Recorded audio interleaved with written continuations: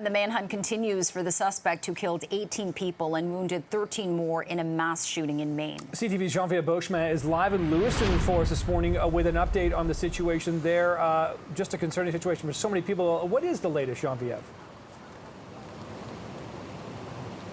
Well, police are still trying to scour the area here. The shelter-in-place order is still in effect, so people are expected to be in their homes behind closed doors. Doctors' offices are closed, stores are closed, so are schools, in order to continue the search. So yesterday, we saw police officers converging on the last known address of the suspect in this killing. They're also searching a wide area.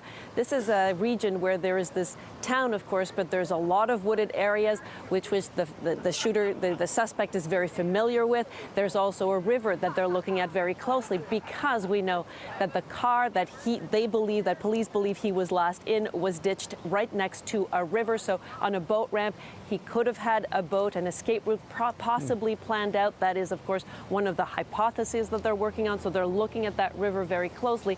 It is an intensive search, but it is a very difficult search. Absolutely. And Genevieve, given what we know about the suspected gunman's background, his kind of military training and expert with handguns, this is going to make it even more difficult. There's also reports that he's very good in, let's say, wooded areas.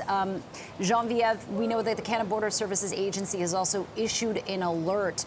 Talk about what's being developed on that front. Well, there is an alert, an armed and dangerous alert at land border crossings. That means that there's beefed up security on those fronts, at the New Brunswick and Quebec border in particular, just to ensure that there would not be any sort of possibility of the shooter getting across the border. So they have been on high alert since the hours after the shooting, and that is continuing. But of course, the search is at such a wide area at this moment that this will continue.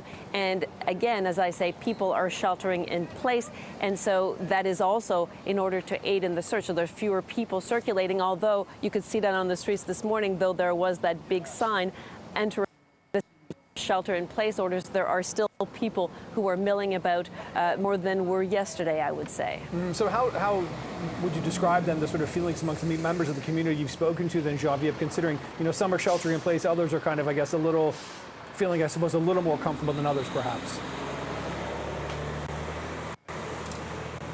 There's a lot of grief in this community. There's still that fear because there is a killer on the loose. So that is compounding emotions here, because people aren't necessarily able to mourn as they normally would. They can't come together in the ways that we've traditionally seen in some of these mass shootings, where people have found a place, a memorial, a place where they can come together. That's much trickier here under the circumstances, as there's still that fear. But we're hearing some heart-wrenching stories about those who were killed. I'm just near Skamangi's bar here. That's the second location of this mass shooting, where 8 people were killed here, among them the manager. And we heard from his father, who spoke about the fact that, Joe Walker was a hero. He said he was someone who so many people loved in this town. These two areas, the bowling alley and the bar, were, places where people gathered often. They're sort of they're traditions here in this particular community. And so they would see Mr. Walker as they would come into the bar. They would see him as they leave. So he says,